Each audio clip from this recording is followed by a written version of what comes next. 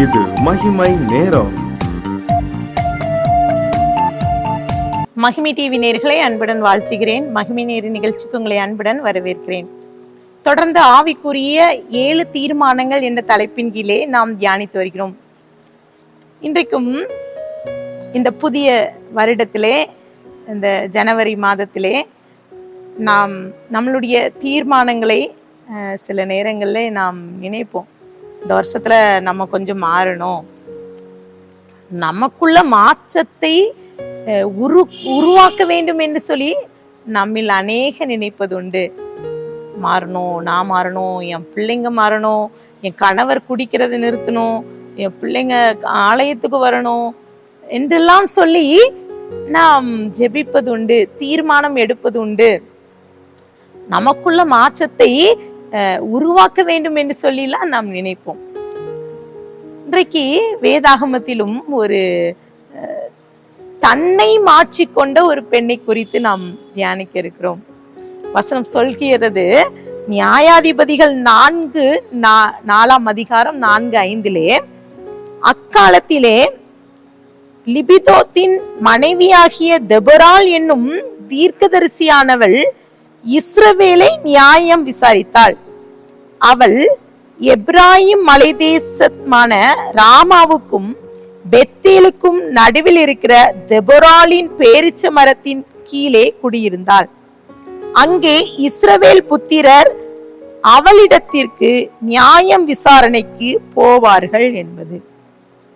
தெபொராள் மாற்றத்தை உருவாக்க வேண்டும், நாம் மாற வேண்டும் என்று நினைக்கும் நம் அநேகருக்கு ஒரு சவாலாக இருந்த ஒரு பெண் தான் தெபொராள்.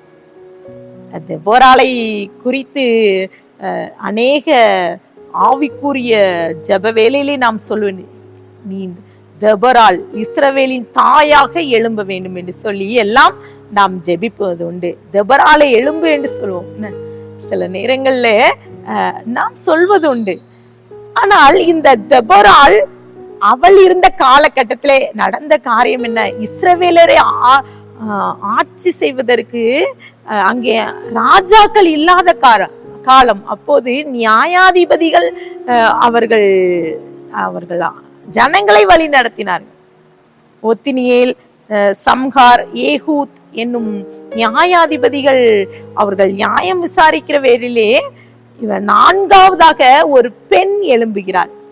ஒரு பெண் நியாயாதிபதியாக எழும்புவது மிக ஈஸியான ஒன்று இல்லை. வேதா பழைய ஏற்பாடு பகுதியிலே முதல் 3 நியாயாதிபதிகளே, தீர்க்கதரிசிகளே இந்த தெபொராளும் ஒருவர். அதை பார்த்தேன்னா மிரியாம், உல்தாலுக்கு அப்புறம் நீங்க பாத்தீங்கன்னா தெபொராள் எழும்புகிறாள். அவளை எல்லாரும் இஸ்ரவேலர்கள் அவள்கிட்ட வந்து நியாயம் விசாரிக்கிறார்கள். ஒரு ஈஸியான ஒன்று அல்ல. இந்த பெண் நியாயம் விசாரிக்கிறதற்காக அவள் எப்படிப்பட்டதாக இருக்கிறாள் என்றால், அவள் ஒரு துணிச்சல் மிக்க பெண். அவளுக்குள்ளாக அவள் ஒரு புத்திசாலியான பெண். அவள் ஒரு பொறுமையாக அவள் வந்து உட்கார்ந்து நியாயம் விசாரிக்கிற அளவுக்கு அவளுக்கு ஒரு சிறந்த ஞானத்தை கர்த்தர் கொடுத்திருக்கிறார். இந்த ஞானம் அவளுக்குள்ளாக வந்ததில்லை, கர்த்தரிடம் பெற்ற ஒரு ஞானம். அவள் இஸ்ரவேலர்கள் எல்லாரும் வந்து அவளிடம் வந்து கேட்கிறார்கள். அங்க நடந்த காரியம் என்னன்னா, ஜனங்கள் எல்லாம் தவறி செல்கிறார்கள். கர்த்தர் இஸ்ரவேலர்களை கானானியரிடம் விற்று போகிறார். கானானிய மன்னனாகிய யாபீன் வந்து அவரை வந்து கொடுமையாக அரசாள்கிறார். 20 வருஷம் அவங்க கொடுமையா இருக்கிறாங்க. அங்கே சிசரா என்ற தளபதி, அவன் கைக்குள்ளாக 900 அதிகமான இருப்பு படைகள் அவன்கிட்ட இருக்குது. கடுமையாக அவர்களை வந்து கொடுமைப்படுத்தினதுனால அவர்களின் கூக்குரலின் சத்தம் தேவனிடம் செல்கிறது. இப்போது தெபொராளிடம் கர்த்தர் பேசுகிறார். நீ வந்து பாராக் என்பவனை அழைத்து கொண்டு வந்து அவனோடு பேசு, உன் மூலமாக இஸ்ரவேலருக்கு ஒரு மீட்பை நான் கொண்டு வருவேன் சொல்லி அழைக்கும்படி சொல்கிறான். அப்படியே கர்த்தருடைய வார்த்தையை அப்படியே அறிவிக்கிற பெண்ணாக இருக்கிறார் சொல்லி கூப்பிடும்போது பாராக்கு நீனும் வா என்று சொல்கிறார். உடனே தெபொராள் சொல்கிறார், நீ அதை வார்த்தையை நம்பவில்லை, ஆண்டவரிடத்துல அவரை நம்பவில்லை இல்லாத காரணத்தால் உனக்கு வருகின்ற பெருமை ஒரு பெண்ணிடம் செல்கிறது என்று சொல்லி ஏபேரின் மனைவியான யாகேல் கையில் ஒப்பு கொடுத்தார் என்று சொல்லி தீவிரமாக செல்கிறார்கள். அங்கே நடந்த சம்பவம் என்னன்னா, இங்கே பாராக்கு உடன் தெபொராள் படை தளபதியோடு எல்லாரோடும் இணைந்து போருக்கு செல்கிறார். ஒரு பெண் உறுதியாக நிற்பது என்பது ஒரு கடினமான ஒன்று. இன்றைக்கும் இந்த வார்த்தையை கேட்டுக்கொண்டிருக்கிற நமக்குள்ளாக ஒரு கேள்வி எழலாம். நாம் சொல்வோம்ல, சில நேரங்கள்ல மாற்றம் வேணும், நம்ம குடும்பங்கள்ல கர்த்தர் ரட்சிப்பு வரணும், ஒரு மீட்பு வரணும் நினைக்கிற நமக்குள்ள என்ன நடக்கிறதுனா, அவங்க மாறணும், நம்ம சொல்லுவோம் என் கணவர் மாறணும், என் பிள்ளைகள் மாறணும், என் கிராமம் மாறணும், எங்க ஊர் மாறினா நான் மாறுவேன்னு சொல்வது உண்டு. இன்றைக்கு ஆண்டவர் நம்மோடு எதிர்பார்க்கிற காரியம் உறுதியாக நில். என்ன இன்றைக்கு 5வது நாளாக நாம் எடுக்க வேண்டிய தீர்மானம், கர்த்தரிடத்துல உறுதியாக நில்லுங்கள். இந்த தெபொராள் அவள் தாயாக எழும்பின வேளையில இஸ்ரவேலருக்கு ரட்சிப்பு உங்க குடும்பத்துல ஆசீர்வாத தடையா இருக்கிறதா, இல்ல சில நேரங்கள்ல கர்த்தர் ஆண்டுடைய வார்த்தைகளை நம்ம கேட்காதபடி, அந்த பாராக்கை போல அவன் கேட்காதபடி, அவன் நம்பிக்கை இல்லாதபடி, அவன் ஆண்டவரை உறுதியாக நம்பாதபடி இருந்த காரணத்துல அவனுக்கு வர வேண்டிய பெருமை ஒரு பெண்ணுக்கு சென்றது.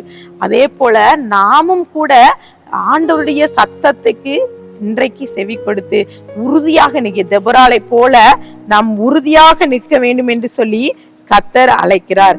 இன்னும் இங்க பாத்தீங்கன்னா சில நேரங்கள்ல நம்ம சொல்வதுண்டு, சில சமயங்கள்ல நம்மளுடைய நேரத்தை ஆண்டவர்கிட்ட கொடுக்கிறதுக்கு நாம் தாமதித்து விடுகிறோம். இன்றைக்கு அந்த தெபொராள் அவள் தாயாக எழும்ப வேண்டும் என்றால் அவள் ஆண்டவர் சமூகத்திலே காத்திருந்து அவருடைய வார்த்தையை பெற்றுக்கொண்டு அவர் சொல்வதெல்லாம் அந்த தீர்க்கதரிசி இந்த தெபொராள் அவள் நியாயம் விசாரித்து அந்த இடத்துல அவள் பேசின எல்லா காரியத்தையும் கர்த்தர் உறுதிப்படுத்தினார். கர்த்தர் உங்கள் மூலமாக உங்க குடும்பத்திலே கர்த்தர் பேசி வாக்கு தத்தத்தை உறுதிப்படுத்துவார். அவர் நம்பிக்கையை தருவார், புது நம்பிக்கையை தருவார். அவர் மேல நம்பிக்கை வைத்து உறுதியாக தெபொராளை போல நாம் இந்த நாளிலே, இந்த வருஷத்திலே நாம் கர்த்தரிடத்துல நம்பிக்கை வைத்து கர்த்தரை பற்றிக்கொள்வோம். கர்த்தர் நம்மை அளவில்லாமல் ஆசீர்வதிப்பாராக. கண்களை மூடி ஜெபிக்கலாம். அன்பின் பிதாவே, மே ஸ்தோத்திரிக்கிறோம். இந்த வேளையிலே எங்களோடு பேசியிருக்கீங்க.